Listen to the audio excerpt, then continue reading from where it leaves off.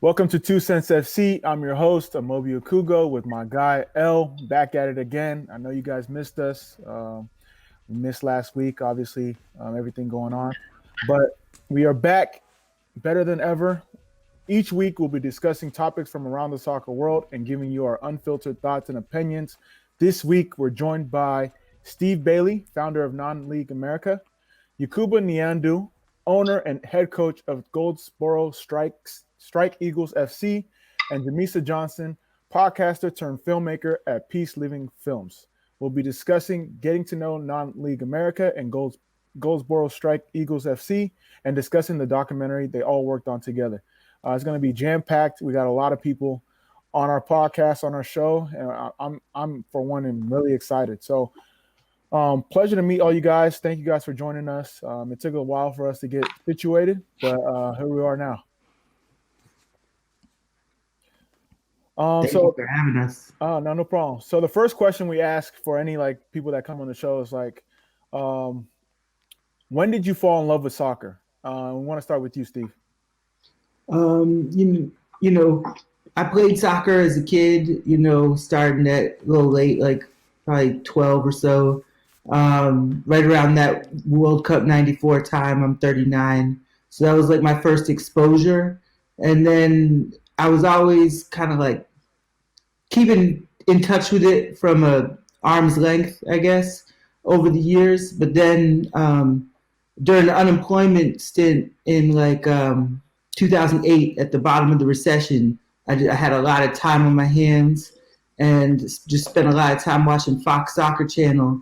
And so, watching these games from the USL Game of the Week and things like that on the old Fox Soccer Channel, the FA Cup games, I was just struck by those small stadiums and packed in crowds, and it's wow, there's a really different energy to this, something that I'm not too familiar with, and I don't know exactly how to place it. So I just started researching and looking into that. And it took a couple years for me to be able to get out to games, because at that time, coming off that unemployment stint, I got back on my feet selling cars.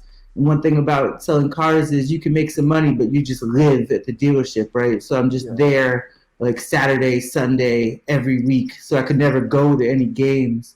So during that time, it was just a lot of planning. And then after I was able to kind of move beyond that in my personal life, in 2011, it sort of freed me up to start going to games. And I had this idea. I've been reading these ground hopping blogs of English ground hoppers, people that try to go to as many different fields as possible and stadiums. And so I was all right, I didn't see anybody doing that in the United States, so let me just start one. And I'm going to try to go to 100 games at all levels in a year. And I ended up going to 35 games, but it was enough to put me in a lot of different places and meet a lot of different people and get a lot of quizzical looks, why am I here? But I just fell into the rabbit hole and just started snowballing from there. That's amazing. Now, what about you, Yacouba? Hey, as far as I'm concerned, I like people here in America. It's our life. When you're born in Africa, that's pretty much the first sport that you come in contact with. Right.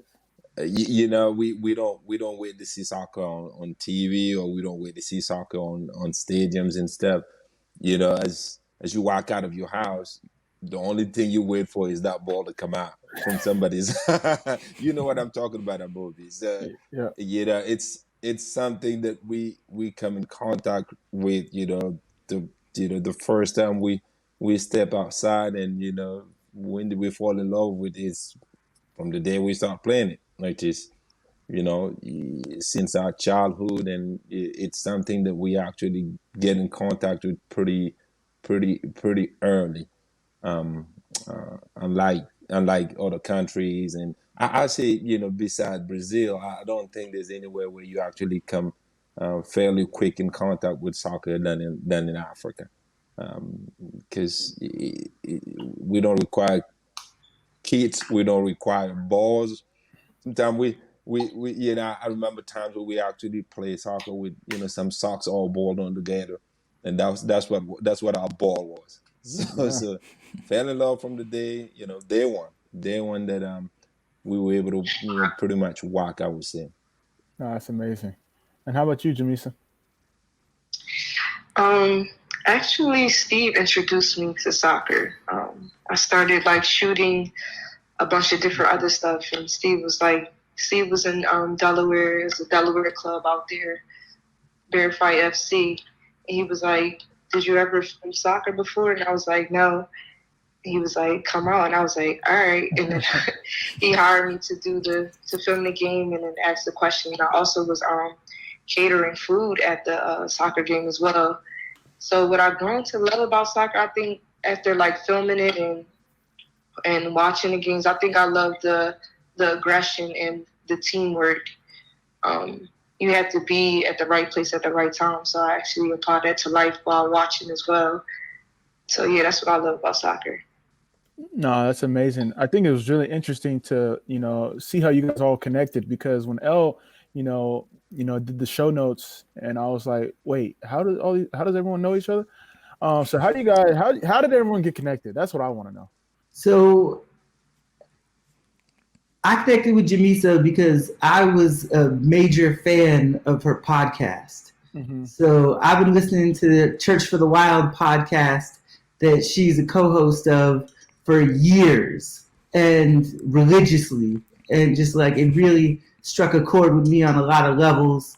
Her and her co-host, Nerd Nash, and, her brother Molly, and the former co-host, Ron. And so I just have spent hours of my life listening to this podcast, which just really struck me on a cultural level, being kind of like a overall culture podcast through the lens of like hip hop culture, but not strictly sticking to music, but just lifestyle.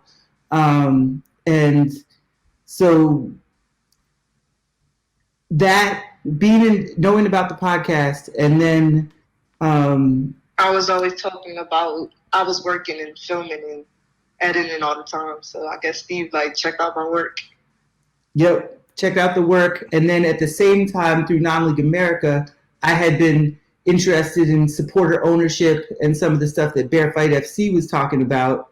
And so that's where I was like, okay, she's got great camera skills and a perspective, and these guys have a story that I want to tell. Let's just link them all together. And at the time, as Jamisa mentioned, she was also doing the Honey's catering service. So I'm thinking, okay, if she's not convinced by the paid work, shooting the videos, maybe she'll be convinced by adding on the catering opportunity with the Honey's Cocina and selling the tacos at the game. So I just kind of pitched it all to her and said, I'm interested in coming up there from Atlanta and coming up to Delaware and making this documentary, because I was looking for a professional videographer. I had been making these docs like in iMovie. I had the concept, but I didn't have the execution that I wanted, and I needed a professional. And so that's what linked me up with Jamisa. And then as far as Goldsboro goes, I used to live in New Bern and Kinston in 2005 and 2006, which is out there in Eastern North Carolina. I used to sell radio advertising, and I used to also manage rappers. And I used to just be out there on Highway 70. My sales territory was Goldsboro, New Bern, Kinston. So I'd be up and down this kind of lonely stretch of highway in Eastern North Carolina, because I went to college in North Carolina, and I spent 7 years down there from 99 to 06. So I had that connection with that community, and I knew that people were really passionate about their local sports, about basketball. And Kinston has a really unique culture. There's a new documentary that's out now about that. 1 out of every 50 players at Kinston High School makes the NBA. It's got the highest hit rate in the world for professional basketball. And they have these 5 different independent gyms separate from the school that kids are just playing at 24/7. So they have this kind of different culture out there. And I knew that it didn't have at the time, it didn't have a big soccer culture back in 05, 06. But I was, 10 years later, as I'm looking for things to pop up, I always have my eye on that region because of my personal connections. And I'm thinking if somebody can just harness some of that culture and that local pride and carve out a niche for soccer, that would really be something. So when I saw first it was Levi pop up in Greenville, and then I saw Goldsboro pop up, it just was really exciting. And I started conversations with both of those clubs, and I knew that it was something that I wanted to highlight. And I didn't even know about I was hoping that there would be some great stories like Goldsboro's involvement in the school system and bringing access for opportunities for Black kids to play soccer in a unique way that just isn't there in a lot of other communities. But I didn't know that when I first approached the topic. I first approached the topic just off that Goldsboro lens, and then it all came together just so beautifully. It was like fate. No, it's really amazing how like everyone's synergy came into fruition. And for you, Yacouba, can you talk about like the motivation behind starting a club? A lot of people want to, but you actually went and did it. And from what we're hearing, it's like you have a big mission behind it. So talk about how you got it started and like your grand vision for it. Well, I'm going to start by saying that as when we set our mind on things, we're really passionate about it as African. One of the main reasons why I thought that it was really important to bring a club here in Goldsboro, it actually kinds of link up to what Steve was talking about. This is the southern part of the U.S. and there's a sense of pride in a lot of things that we do around here. Like baseball, for example, he talked about the example of Kingston. So around here, it's a lot of baseball, it's a lot of basketball. There were no soccer at all. There's a lot of kids.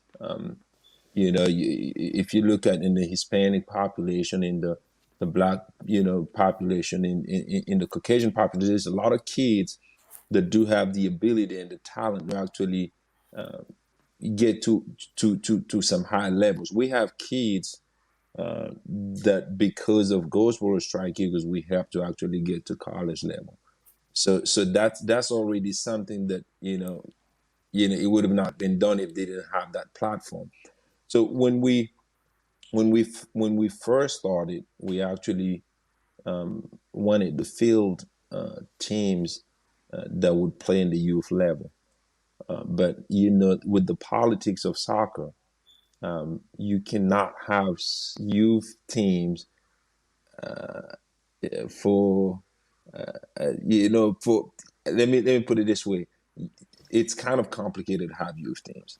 Let me put it that way. Yeah. So we scaled it up so we can actually start from the top down. So what we did is just went ahead and created an adult club, which most of the kids, they are high school kids if you watch the documentary. So it's not really an adult. It's kind of just like a platform to make sure that we put these kids on that pedestal where they can have some kind of look, somebody to see them somewhere and say, hey, look, I can do something with this kid, and then go from there. The expectation is that it would trickle down that, to the point where we'll be able to do something for the younger group issue. We wait and see. But like pretty much, growing up, watching players like Rashidi Yakini and the Super Eagles, and all these good teams around, and having been a player myself, and had to leave the game because of injury. I played in the U17 national team, but that was the last thing that happened to me. And as you know, back home, there's not a lot of finances involved in soccer. Well, I don't know. In my side, people most of the time volunteer, and it's I want to give some. That's what you see the most. People give a lot, not in the expectation of getting something back. And I just unfortunately, or I'll say fortunately, just have that that kind of spirit, that kind of thinking that, look, growing up, I didn't have to pay a coach to teach me what he did. I didn't have to do anything for him to do all that he did for me to, to have enjoyed it the way I did. So it's my turn back. Oh, that's really amazing. Jamisa, so because you're not coming from a sports perspective, but you're bringing this story to life. Can you talk about it from your eyes and like how you see non-league America shape your view of sport, specifically soccer, with all the work that you guys are doing behind this documentary and behind the art of this storytelling? Honestly, I kind of just, it comes with repetition when it comes to like putting the story together. I like for it to make sense and for it to be easy on the eyes for people to watch and everything, and not to get lost into it. As far as like coming together with Non-League America, Steve really just, I put it together and then Steve just critique it and then I just go from there. So it's mostly like a team effort. He tell me where to go and then I just go there and film it and come up with questions and everything, and it just go from there. No, that's amazing. So for you, because Steve and Yacouba are they're like they grew up on soccer, but for you as someone that's new to soccer, documenting this, have you like learned anything, or has it like brought you closer to soccer in any way? Yes, it definitely did brought me close to soccer. Honestly, I wish that I would at least tried it when I was younger. Like, it's a lot. It's a lot with it when it's, as far as like, hold on one second.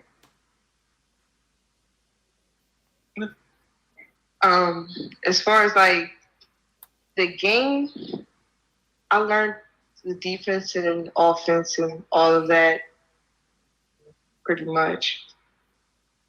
That's amazing.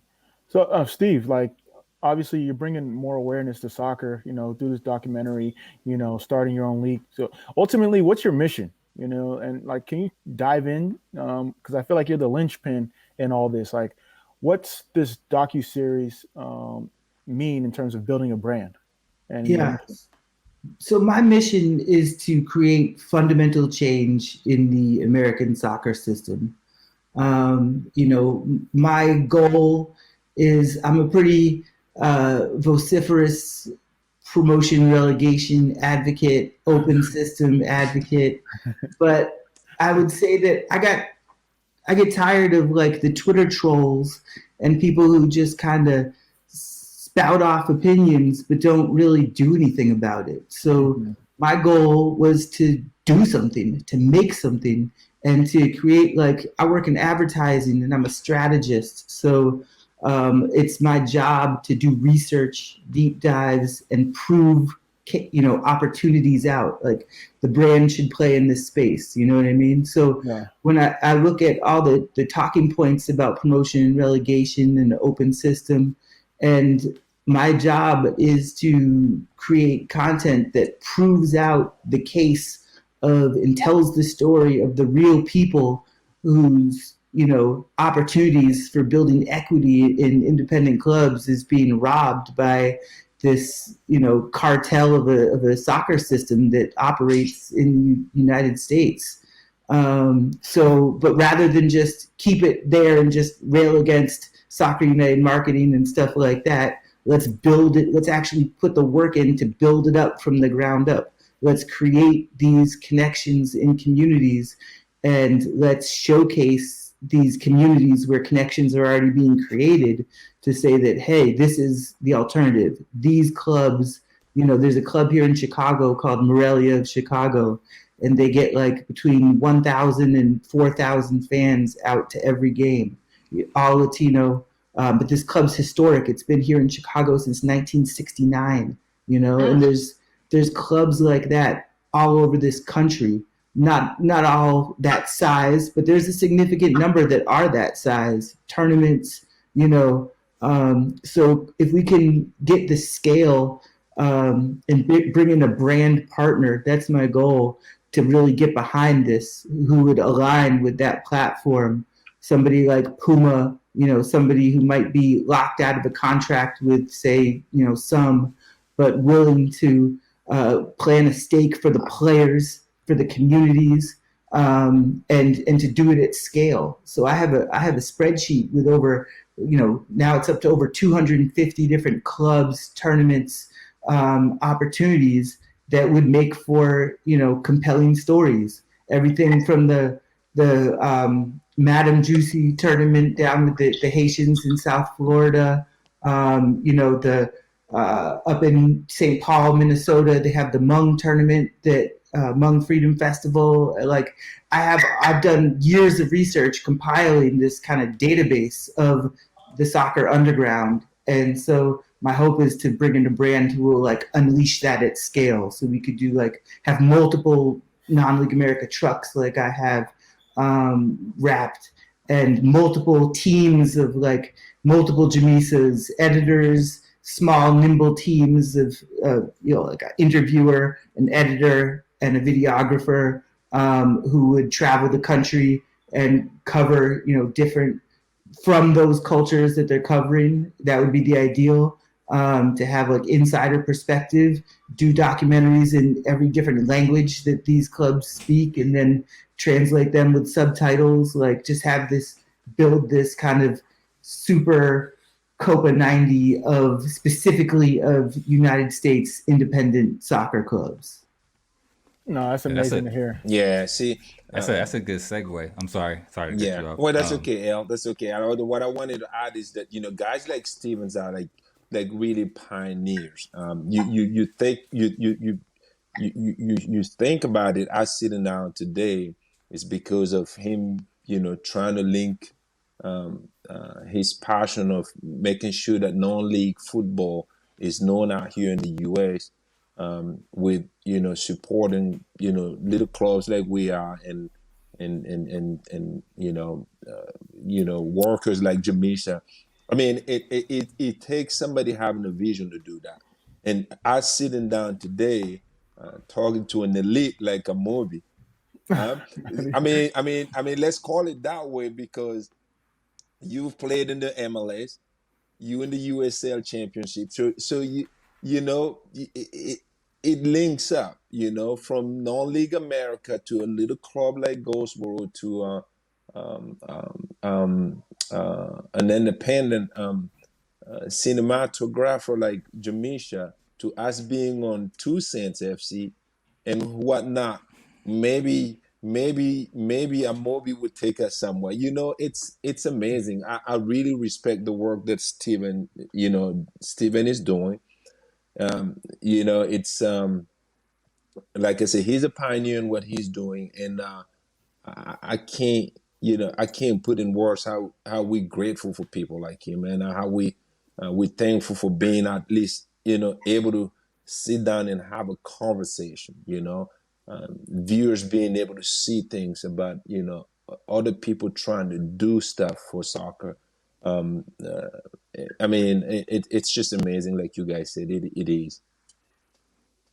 No, you bring up a great point. Thank you so much for the kind words. But I think what 2Cents Sports and 2Cents FC specifically with this show, we want to find the pioneers. A lot of people on Twitter, like Steve said, complain, have all these answers, but with you guys, providing solutions, and even Jamisa taking a chance, going from podcasting to, doing films now in the soccer space, the sports you didn't know about, starting your own league, starting your own team.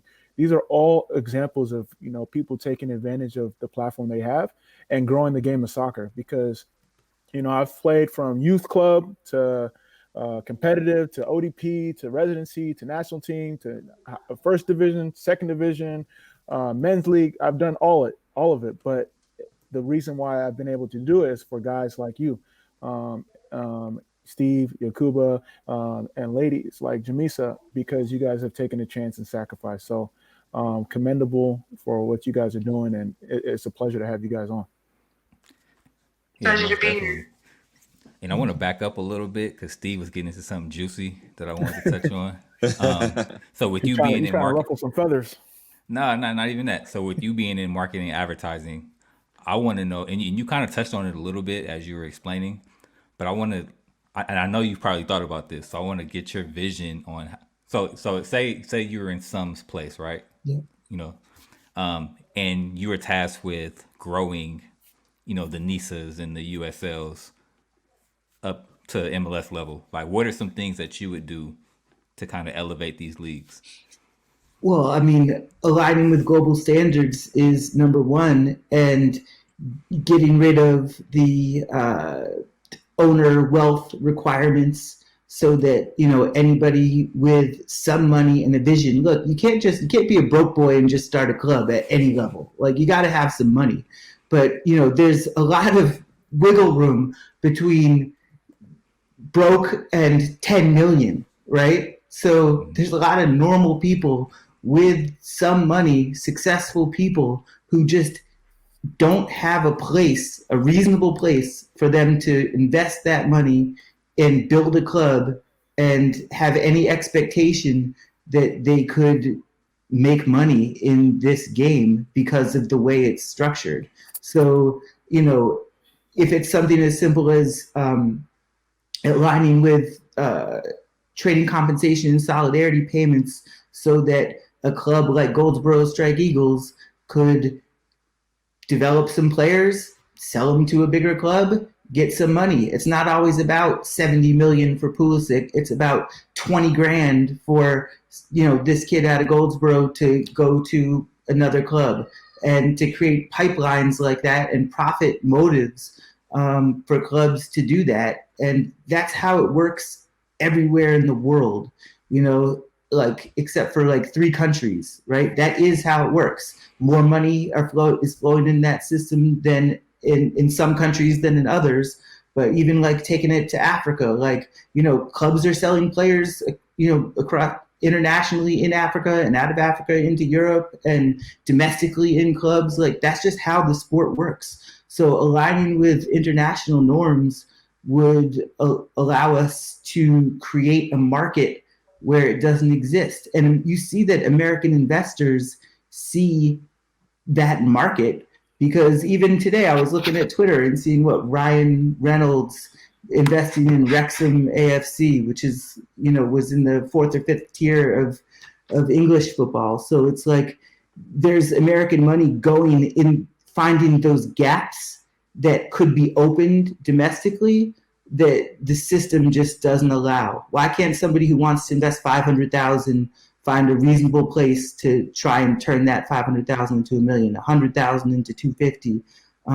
It's possible in an open system. It's just not possible the way it is here. So, like I said, proof of concept and creating the proof that the interest is there.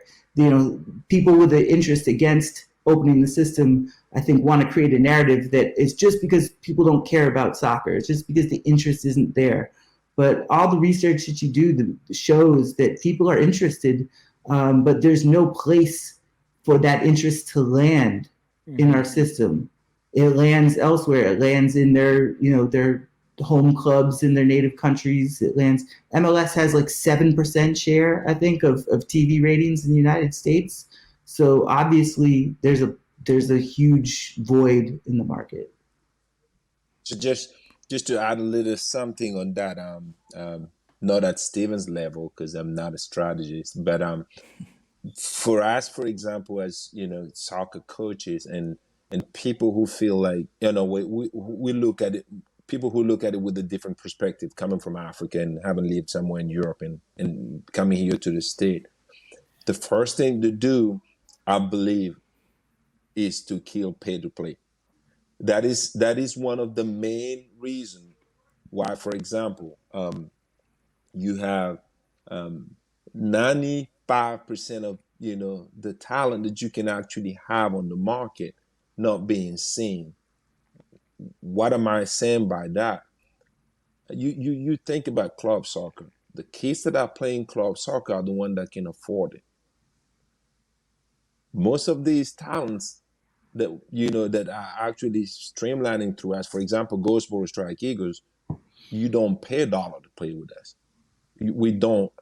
I don't need for you to pay a cent to play with us. What we require for you is that discipline and the willing to come to practice, and the need to actually be filled in on the team and just be a soccer player. Then you start seeing these kids popping up from where you don't even know, because they didn't have that chance from anywhere else. They couldn't play club soccer. They didn't have a chance to be looked at by a college coach. They didn't have a chance to be looked at by a recruiter anywhere else. They didn't have a chance to, just pretty much gonna end up just playing Sunday leagues until the day they broke a toe or whatever, and it's over. If the system will allow competition to be as broad as letting every single kid that's willing or able to do it play, it would make a huge difference. It would make a big, big, big difference, because some of the kids just cannot afford to play it. They can't. If it continues like this, where you have to, at some level, play over $3,000 a year to play soccer, I don't know. But here, what's really motivating to me, for example, is that if you looked at the American soccer map, or how am I gonna call it? Let's say this: if you've looked at it 5 years ago, and you look at it today, just look at the national team, there is a big movement that's going on, and it's coming to where opportunities are being a little bit open to other kids to be able to play the beautiful game, like we call it, and it's getting better, but there's still a lot of work to do in that area. Yeah, definitely. I want to call out one point. So you mentioned that you guys don't charge a dime for kids to play with you, and I know that can be resource intensive. So what do teams at your level need in order to continue to provide kids the ability to play soccer without having to pay? And that is a great question. See, for example, for us to be able to play, you will not believe it. In for example, the league that we played, that Steve got to actually find out about us. It's like $5,000 a year. Just to play the league. Let's not even talk about uniforms. Let's not talking about balls. Let's not talking about fields. It's a whole lot of another ball game. So what we try to do is seek for sponsorship in every single places we can, but just like most of it is going to come out of our pockets, like Steve was describing it later.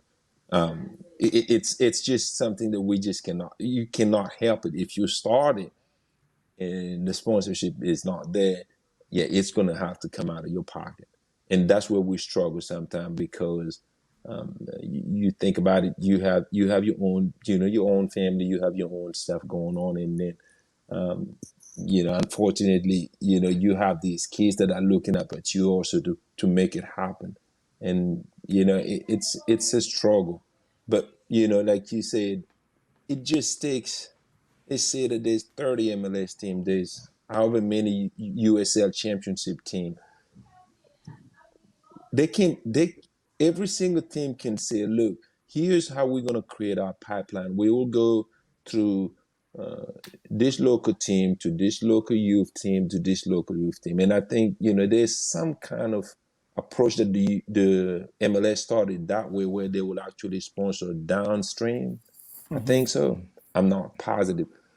But that's the way they can actually create opportunities for clubs like us to be able to stay alive, and also opportunities for them to actually be able to access talent easily, not to go anywhere. They just go, okay, here's a club that, we drop, how many millions of dollars we make in a year. We drop 20 grand a year on this club, on this youth club, all the way down to, however age they want to. And then they provide us with opportunity that is only for us to be able to look at their players and say, yeah, we want this guy, so we can bring him in our academy, for example. I mean, it happens everywhere in the world.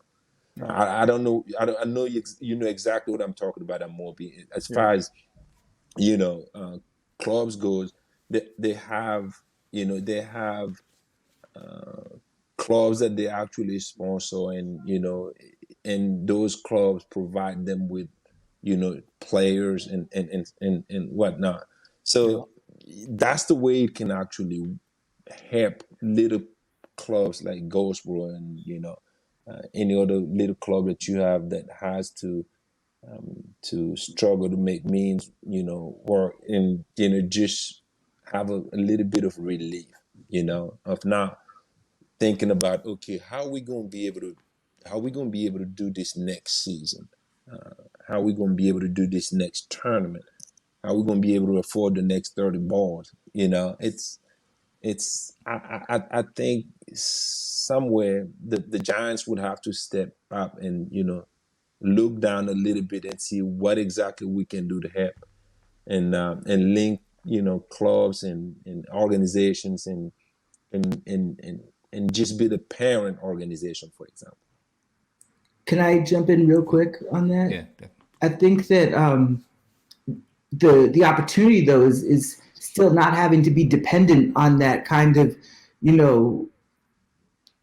sponsoring club that that's different from the rest of the world, in that yes, there are affiliations and interests that clubs have, but like a club has the freedom to sell their players to any other club in the world and get paid for it in every other country. So you don't have to be dependent on a specific club affiliation. There's thousands, tens of thousands of clubs all around the world, and these clubs like Goldsboro Strike Eagles are being denied the opportunity to sell their players to overseas, where they can be conditioned in more rigorous competitive environments and stuff like that. Like, there should be pipelines for kids from Goldsboro to be able to go to the third division in Latvia or whatever, you know what I mean, and test themselves out and see what's possible. And the structure provides a profit motive for that to take place. But without those training compensation solidarity payments, we're stuck with the pay to play system. But like it works everywhere else. It doesn't work here because of the power structure at the top. But I want to see a change, and I want to provide. And one other thing is the documentaries, right? I also see them as tools for the clubs that's grandiose, lofty goals about changing the system, but more tactically in terms of covering that $5,000 in those bags of balls. You have content now which you can show to potential local investors, like your local, like Lefevre's Dental and Zaxby's of Goldsboro, the sponsors of Goldsboro Strike Eagles, similar local businesses like that. Now I have this video content. Hey, this is what we're about. This is what we're trying to do. And it's a more compelling piece of the pitch deck locally, so that investors can say, hey, okay, I want to be part of the community. I see what they're doing. I understand it now. Here's a check for 10 grand so that, we can get a season going. No, that's amazing. That's what it's all about. Growing up playing soccer in this system, if I didn't have my parents' sacrifice driving an hour to and from, who knows if I would be playing at this level. So the opportunity that you guys provide, you guys definitely need to be compensated for it too. The ability to sell a player, the ability to provide a player, a further step in their career. That's what it's all about, So I'm definitely interested to see how you guys continue to move forward. And with that being said, like, what are some like immediate next steps that you guys both have, from a team standpoint and a league standpoint?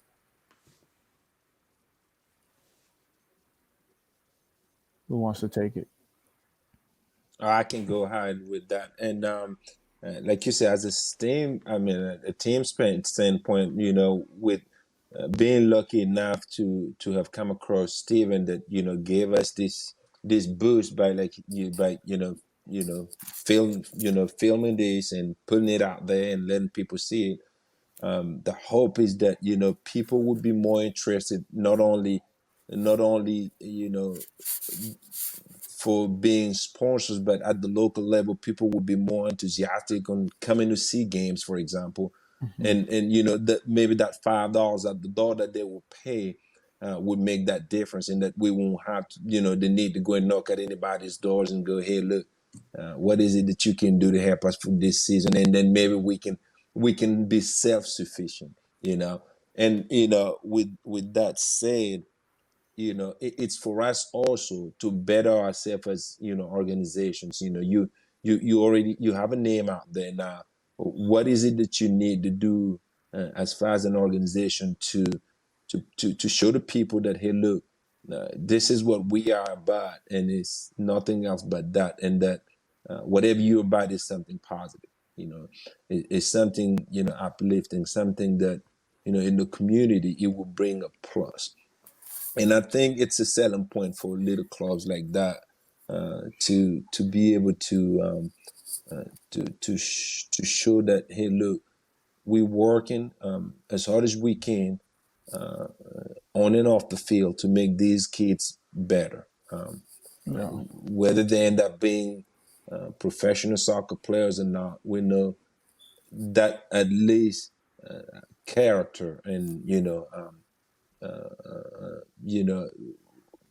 good sportsmanship and all these little things that you can put into a young man to become a good citizen. We're doing that too.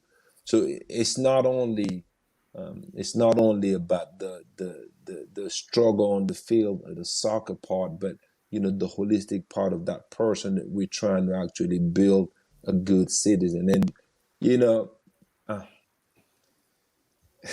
whether the system would change, and whether it would be as open as we want to, with the optimism of guys like Steven and the work of Jamisa and 2Cents, whether it will get to that point or not, at least we did our part. That is the main thing, that as a person, and as as somebody who is trying to support youth, you got to be able to stand for that. Hey, look, I did my part. Whether I become a known person or not, at least I believe that with what we did, tomorrow somebody else will take the lead and try to do the same thing and better. It's just like they say, you got to stand on other people's shoulders. So hopefully, that's what's gonna happen.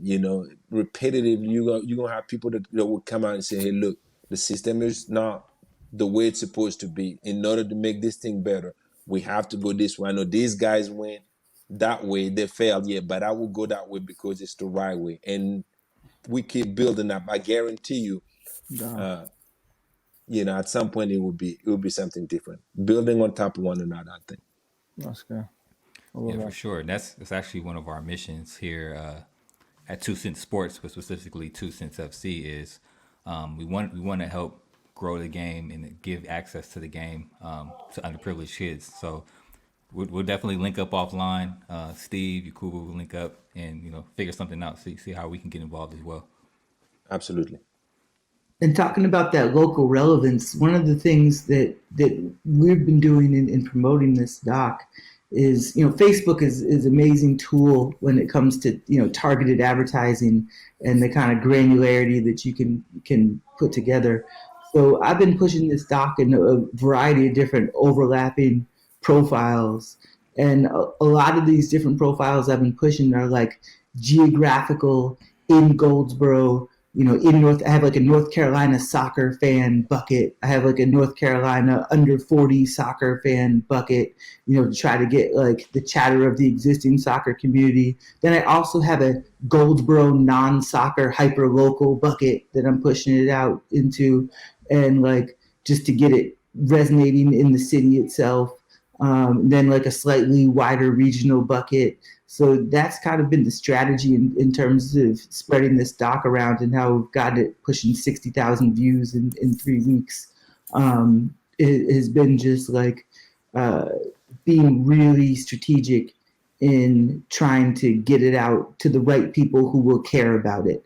Because I could easily put a small pile of money behind dumping it to soccer fans in the United States or soccer fans in the world and drive up a bunch of numbers. The people who could spend, some people aren't going to watch the whole 20 minutes, but even if they watch 3 to 5 minutes of it, great, that's a view.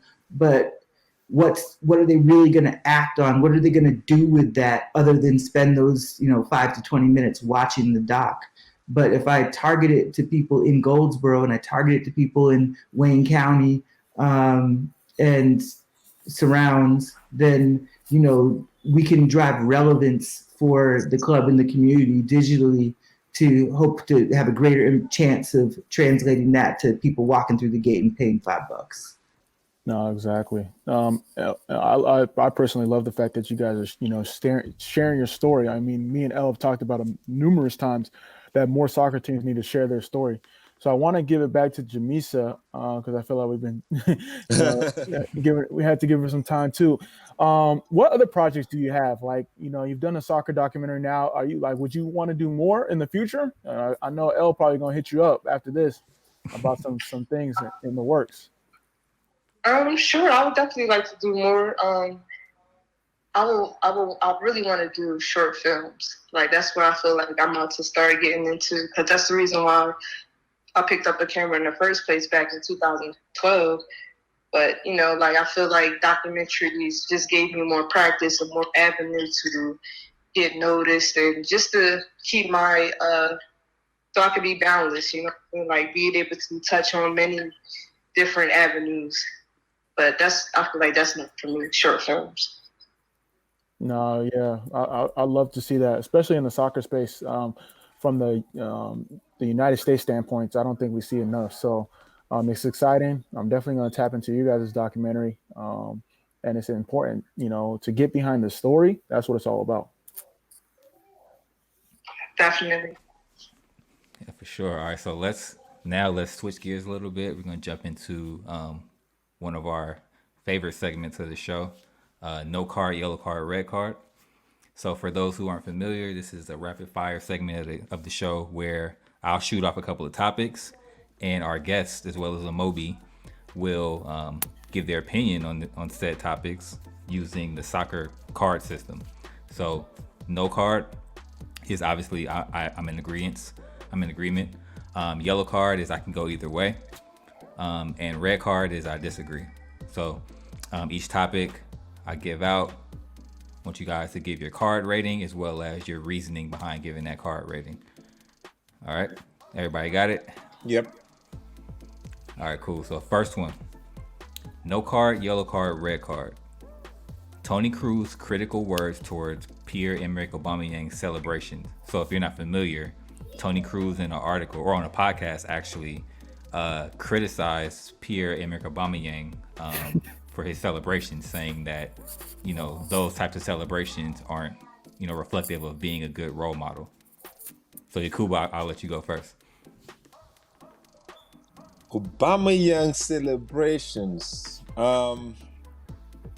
See, look, soccer is a really emotional game. I think for a player as good as Aubameyang, I think, or playing in the Premiership in England, I think he ought to be able to celebrate the way he wants to. So yeah, I'm no card there. So I think Steve, I would. What you say? Oh, sorry. I'd give a red card to Toni Kroos and say, shut up and mind your business. And you know what I mean? It sounds like a Republican to me. Get him out of here. You have no say. It's just, who cares what you have to say?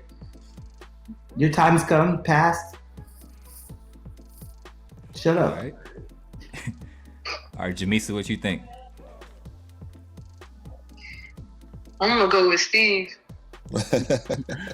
She's gonna follow Steve. She's not All tapped right. into Tony Cruz. Oh yeah, I gotta go red card. I mean, Tony Cruz, he's been talking spicy lately, like on a number of issues, according to he didn't only include. He didn't just say a bummy, and he was talking about Royce as well too. But yeah, he that deserves a red card. Like you don't even play in the same league as him, so you barely play against him. It's just not needed. You played for Real Madrid, where you got guys on your team celebrating as well. So yeah, it's not. I'm gonna have to get that red card. Okay. Okay. All right. So next one, no card, yellow card, red card. International MLS players playing games before the playoffs. So you know it's the international break right now. What do you think about these international MLS players playing right before playoffs? So Yacouba, I'll let you go. Yeah, well, national pride, and that's I think that's the reason why the FIFA's got it ruled like this. It's really difficult for players to actually even refuse to do it. Amobi, you might have a lot to say about that. I think national pride. It's something that every single player, no matter what level you are, it's very special. Wearing a national team jersey, being out there not just representing your club but representing your country, it's something really, really, really, really. It's special. So I would say, I would say no call. Okay. Steve? I would say no card to the players. Probably can predict what I'm gonna say. The best players should be testing themselves in Europe. If MLS was aligned with the world calendar, this wouldn't even be an issue in the first place. MLS really means nothing. It's basically an intramural league all run by one single entity. So, I mean, all these players. Tell them how you really feel, Steve. Yeah, they should be testing themselves. And it is mostly international based lineup in this window anyway. So it's really, I don't even know who specifically that even applies to right now. But most players, if all they're playing is MLS, they're probably not steeling themselves for the rigors of the international game in the first place. So MLS, keep to yourself. No card for the players. All right, what you think, Jamisa? As far as being someone that used to play sports, I think playing before the playoffs keeps you fresh, but it's also prone to injuries. So, I guess yellow card. Okay. Oh, fair enough. Yeah. We're gonna have to have like a rant segment for Steve. It was spicy. Spicy. Yeah, I'm going yellow card. Yeah, so obviously the US men's national team, they decided to go against calling MLS players, but some of the other countries were like, forget that, and they called their players in. So like Yacouba said, like whenever you get called into the national team, you're not saying no. It's the sense of pride. You could have like a game the next day, you just don't say no. So the players, I'm not giving a card for them, but if MLS and FIFA and everything was kind of aligned, obviously this year is kind of all over the place with everything going on. So I'm gonna give it a yellow card. Okay. All right, next up, we got no card, yellow card, red card. CR7 possibly going back to Man United. How do you rate this move or potential move? Yacouba. Well, here's what I can tell you. I will give it a red card. There is, I'm a fan of CR7, but at this point in time, I don't think he'll be the answer to what Man United is going through. They have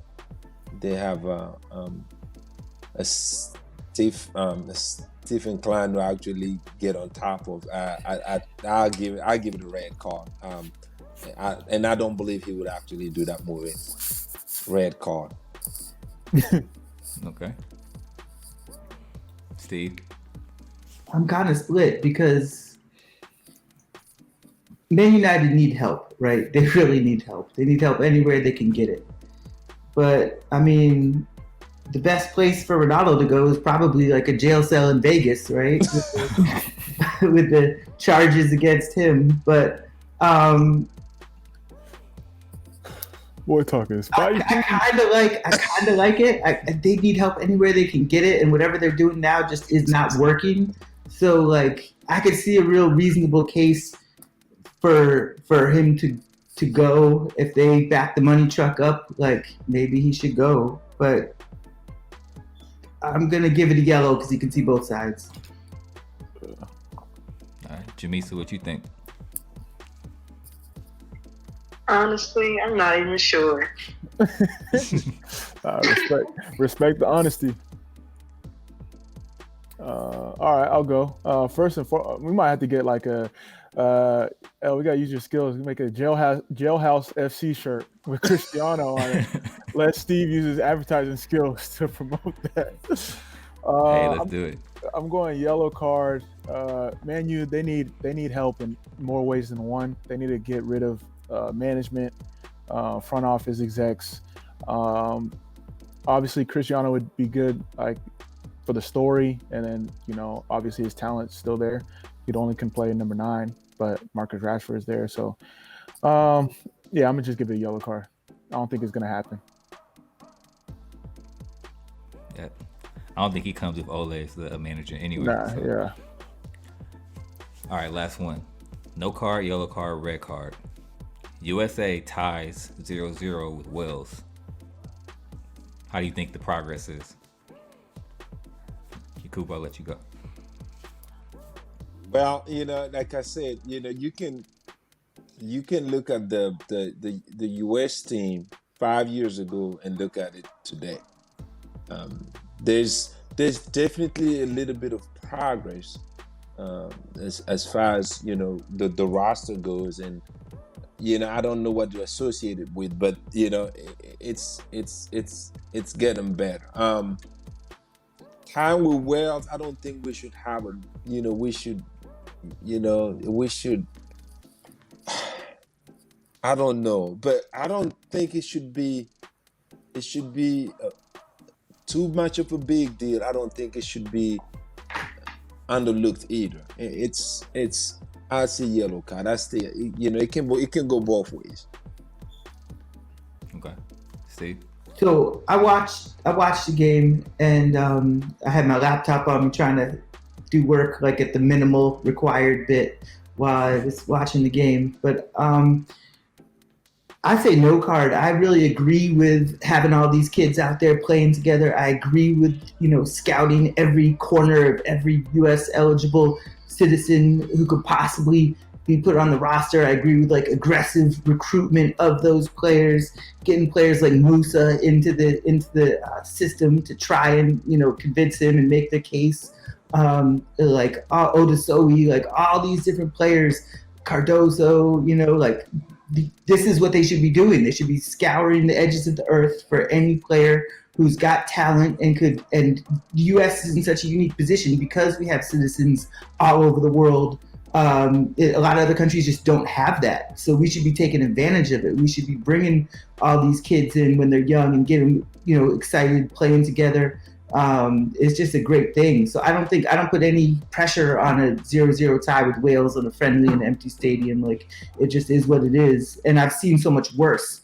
Last U.S. game that I was at, I went to that game in London where they got slapped around a couple years ago. It was disgusting, and actually I got kicked out of Wembley Stadium actually because there was some joker in a MAGA hat in front of me and I in the US section, and I got up in his face and the stewards came and escorted me out. So, but by that time it was already like 4-0, or I don't know what the final was, 4 or 5-0. But I think it's nothing but good things to come to see this crop of players come through together, and I'm very optimistic, finally, for the future of the U.S. national team. Nice. Yeah, what you say, Jamisa? No card. Okay, I'll go. Yeah, I'll go no card too. Yeah, Musa's a baller. I think it's important to get those talents involved. It's still early. I mean, we haven't seen the national team play for some time. Some guys are getting reintegrated after some injuries. Yeah, so I mean, it's too early to tell, but it's good to see the young talent come in. So I'll say no card. I would hope that, I still don't think we have that player that's can just get the ball and like break someone down and score a goal. But in terms of quality players, it's from top to bottom. It's a lot better. Yeah, and they're playing in competitive leagues week in, week out, so that's another plus as well. Yeah, Jurgen Klinsmann is owed an apology because the way people talk about the team now, like, oh, everyone's playing in Europe. When he was coaching, it was like, well, you don't have to play in Europe. But it's like, all right, so you guys got to pick one. It's crazy how media works, but that's another story. Well, I'm Jurgen till I die over here. Reality is that you just said it. At one point or another, somebody would have to talk about that. Jurgen Klinsmann was not. He's owed an apology. Yeah, a huge one. I mean, and that's one of the reasons why I would go yellow card, because I mean, you go from a Jurgen Klinsmann to I don't have any problem with the coach right now, but it's a totally different landscape. It's a totally different input that some guys like Jurgen Klinsmann can bring in that it's still going to be needed. He was in the middle of his work and he had to go, and we got to put up with that. But I don't know. We'll see what's going to happen. Yeah, I think it's interesting too because I mean, I feel like as Americans we like to do things different. Soccer, football, like we're not listening to FIFA. So hearing someone like Jurgen say all these things, it's like no. But someone like Greg Berhalter, who's from America but played overseas and coached overseas and coached here, and then now he's saying it's like, oh wait, yeah, you're right. It's like, yeah, you're right, but someone else was saying this too, so we could have like got in front of it ahead of time. But that's water on the bridge. Hopefully we can learn from it and keep developing these kids. Yeah, and I'm glad you brought that American perspective of seeing things. It's just like when you're not on the sideline, like the football coach screaming and yelling and directing traffic in the field, you're not coaching. I mean, in soccer, you see. Here's what I told them. I said, I personally never played in a stadium with over 60,000 fans. But the biggest I've played was like, I think 35,000 fans. So you can't even hear the guy near you. There's none that you can hear from a coach giving you instructions on the field. Mm-hmm. So that's not the way soccer works. You don't see, you can't. It's just not the way you coach soccer. It's not because you're yelling at the kid that he's gonna play better. But we have a way of looking. It's not bad, but I'm just saying it's. We have to understand that certain things they are different, and we need to take out the perspective. And that's the beauty of America. Diversity, and we have a lot of perspectives that can come together, and that's the beauty of this country, and it will make things better. It's not only a one-way thing, It's not. Oh, that's good. I mean, you want to close it? Yep. So that's our show for this week. Make sure you guys subscribe, rate, and review. Helps us get discovered. Follow us on all the socials at 2Cents FC.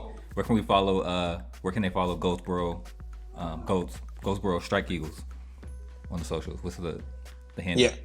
Yeah. We have our website, Goldsboro Strike Eagles FC, and then we on Instagram, we on Facebook, we on Twitter.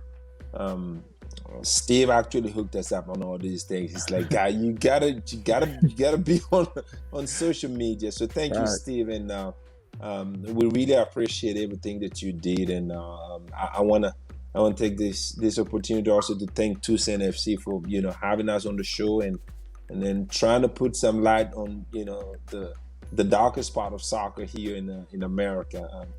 It was a pleasure to talk to you, Amobi. We read about you, we see you, but we it's a pleasure to be actually able to talk to you. El, thank you very much. Thank you. We appreciate Jamisa, thank you for your work. Thank you. It was a pleasure working with y'all. Absolutely. Yeah, Steve, where can we find Non-League America? Absolutely. You can follow us on Twitter at Non-League USA. That's where we're most active on Twitter. We also have Instagram at Non-League America, where we're going to be ramping up even more in 2021. We have nonleagueamerica.com. We're going to be doing a revamp of that website coming up in 2021 for sure. And, Facebook at Non-League USA as well. You can view all our full-length documentaries on the Facebook page or on YouTube. You just search Non-League America on YouTube. It'll pop up. And that's what it is. Cool, appreciate it. Jamisa, where can we find you and where can we see your work? I have my work on my YouTube page. It's Mies TV, ITZMIS TV. You can find me on Twitter at Jamisa, JAMISAA. I want to thank y'all for having me. Shout out to Steve, shout out to Coach, and shout out to you, Steve, for standing up to that mega hat guy. It was a pleasure to talk with you guys. I know I don't know much about soccer, but I enjoyed filming it. Yeah, it's our pleasure. Thank you for coming on. So definitely follow all of them. Check out our merch at 2centsports.shop. It helps support the show. Check out the hat I'm wearing. Got some other good stuff on there as well. Tweet us your comments on the show or any topics that you want to discuss, and we'll catch y'all next week. Peace out. Peace. Thank you so much. Thank you. Thank you.